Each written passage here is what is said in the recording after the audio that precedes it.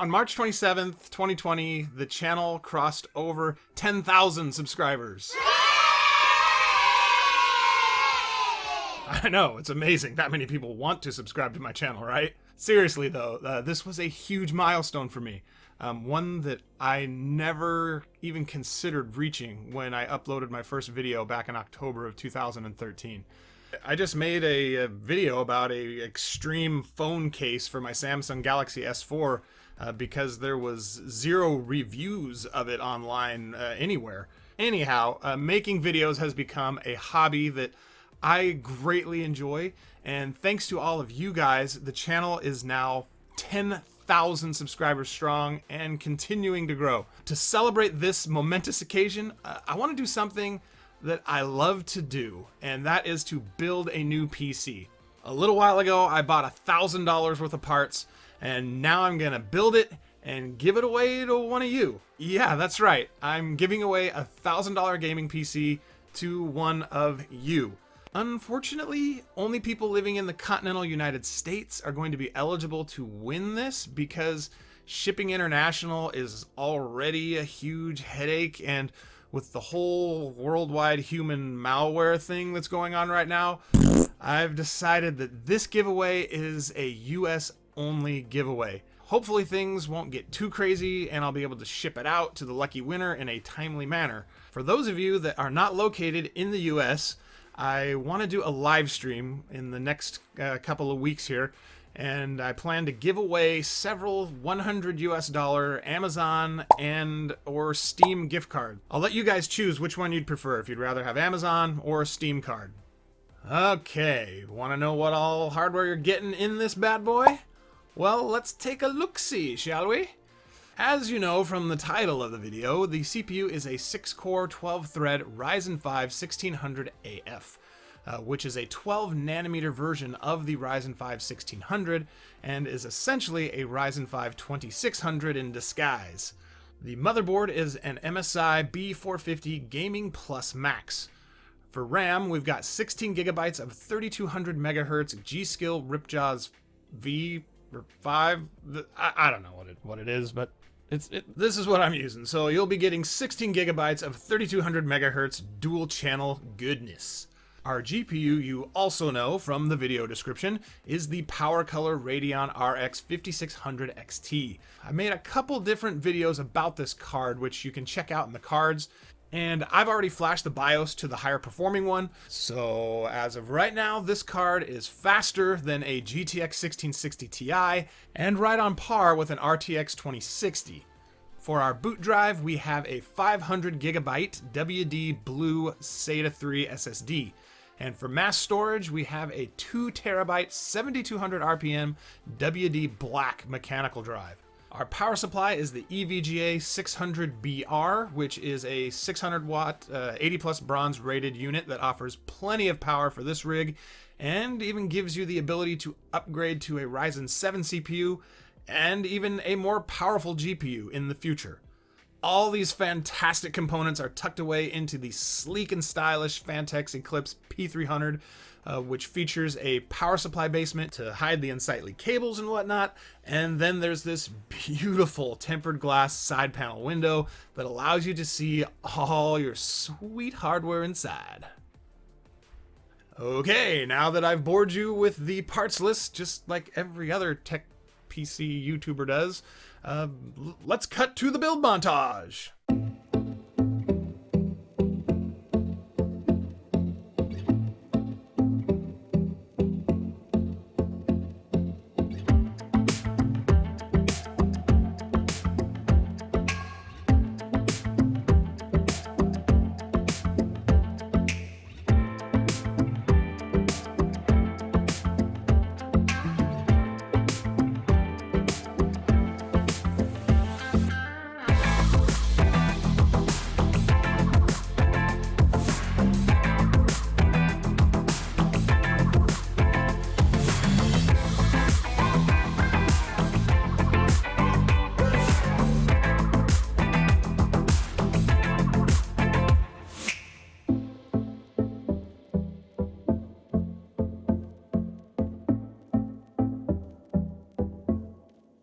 With the PC now built, it's time to see how she handles some of the most demanding and most popular titles on the market today.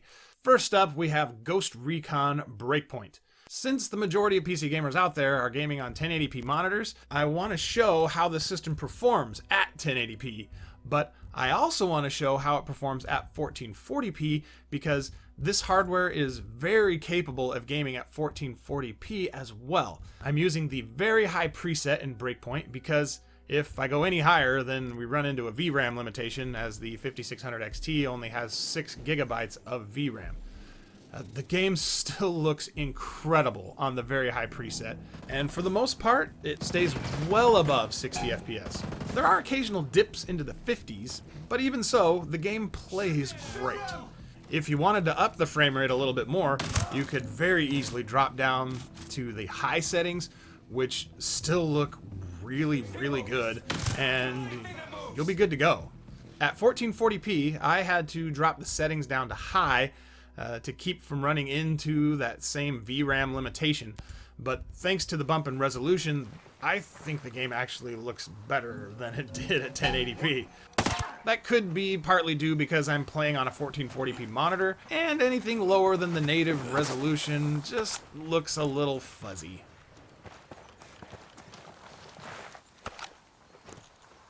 Next up is Call of Duty WarZone. This game is enjoying quite a bit of popularity at the moment. While I was writing this video, I looked to see what its viewership on Twitch is like, and it actually had more viewers than Fortnite, which I was a little bit surprised by. But I'm also kind of old and out of touch with what's cool these days. Anyhow, Warzone's system requirements aren't quite as high as Recon Breakpoint, so I was able to turn all the settings up to the maximum at both 1080p and 1440p. At 1080p, Call of Duty ran above 100 FPS the entire time. So if you're a COD fan and have a high refresh rate 1080p monitor, I think you'll be okay with that kind of performance. At 1440p, of course, the frame rate was lower since the GPU had all those extra pixels to render, but the frame rate is still really good. Most of the time it was in the 70s and 80s, and would even get up into the 90s and low 100s, depending on where I was at on the map. Sadly, the Ryzen 5 1600 AF and the 5600 XT were not enough to improve my skills and keep me from getting run over by this guy that was driving this SUV.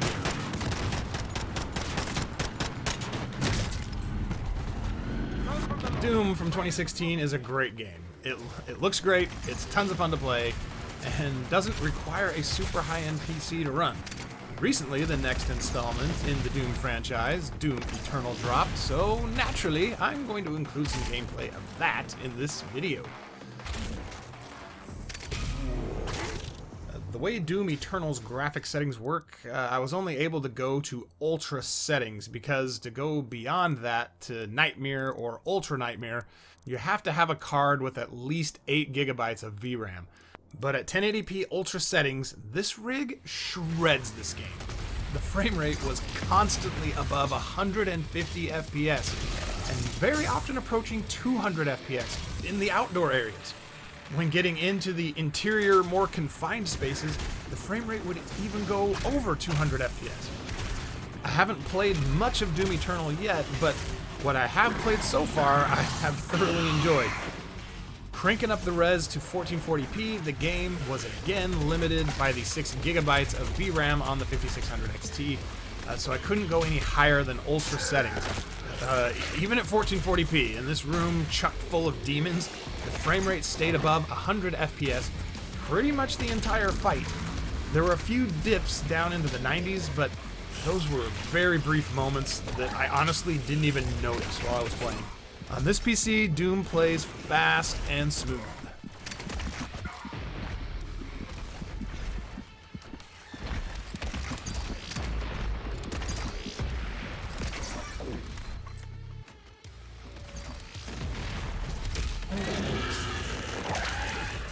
Fortnite isn't a super demanding game, but continues to be one of the most popular online shooters out there right now, and I'm sure there are some of you hoping to win this PC that want to know how it performs in Fortnite.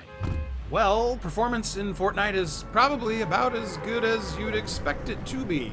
At 1080p epic settings, Fortnite runs very often at 100 FPS and above. I always like to test Fortnite in Team Rumble because I feel it's a good worst-case scenario test. You know, you get lots of players alive in a really small area of the map, which puts more load on your PC hardware.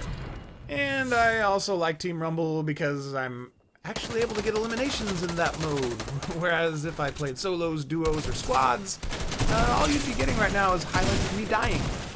Anyway, when things get kind of congested, the frame rate does drop off into the 80s and 90s, but then bounce right back up over 100 again pretty quickly.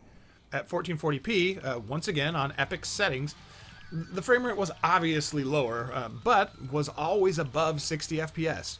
Most of the time it hovered in the 70s and 80s, and again, this is in a Team Rumble game toward the end of the match, in all of this mayhem.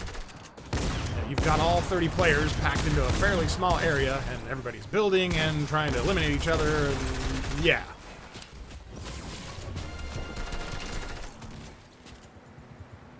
I never played the first Red Dead Redemption game, but Red Dead Redemption 2 is supposed to be a pretty demanding game from what I hear. At 1080p on the balanced graphics setting, I think the game looks really good, and the frame rate never dropped below 60 FPS. Most of the time, depending on what all was on screen, it was between 70 and 100 FPS. For a story-driven game like Red Dead Redemption seems to be to me, I feel this kind of frame rate is excellent. You could even bump the graphic quality up a bit more if you wanted, and still stay above 60 FPS. Moving the resolution up to 2560 by 1440 on the same balanced graphics setting brought the frame rate down right close to a constant 60 FPS. There were, of course, some swings above and below 60, but overall the game felt really smooth, and I had a hard time stopping myself from playing so I could go on and test other games. I have to admit, I'm looking forward to playing some more of this one. The final game I tested with the Ryzen 5 1600 and the 5600 XT was Shadow of the Tomb Raider. On the highest graphical setting preset at 1080p, this rig had no problem at all with this game. This village area of the game is probably one of the most demanding areas in the game to render because of all the NPCs and because the area is just more open than most other areas in the game.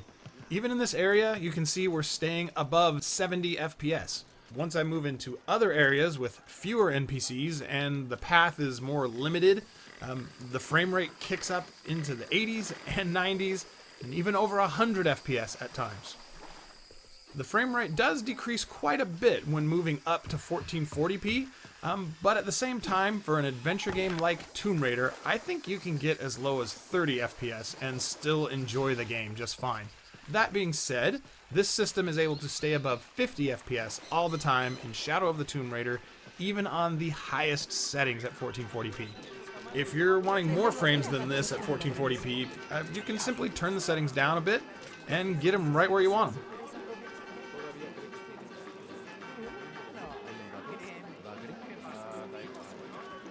Based off the statistics from some of my past videos, if you've stuck around until this part of this video, you are one of two things. Either you're a true fan of the channel, or you're just really interested in winning this PC and want to know how to enter the drawing. I just want to throw it out there that I really want this PC to go to someone that needs it, to someone that could never afford a PC like this. You know, I thought about having people tweet me pictures of their current PCs and have them include in the picture a piece of paper where they wrote my channel name and 10,000 subscribers.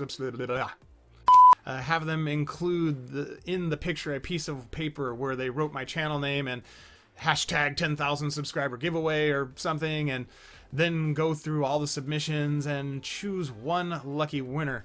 With the channel being over 10,000 subscribers, I don't know if I would only get a few dozen submissions or if I'd get thousands of them.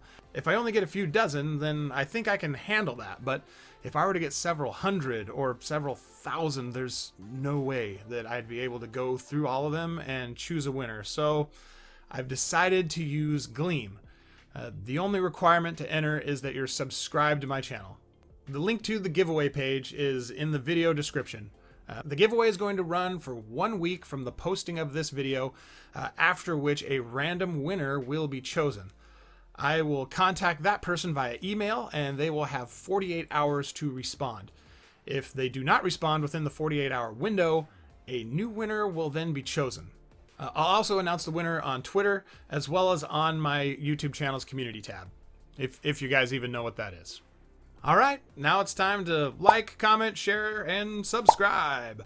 I know it's cliche to say, but doing those little things helps the channel out a lot, and it allows me to do giveaways like this. If you'd like to help support the channel and future giveaways, please check out my Amazon store at the link in the video description where you can purchase the products that I feature in my videos. If you're interested in picking up a Ryzen 5 1600 AF or a RX 5600 XT, you can find both of them there.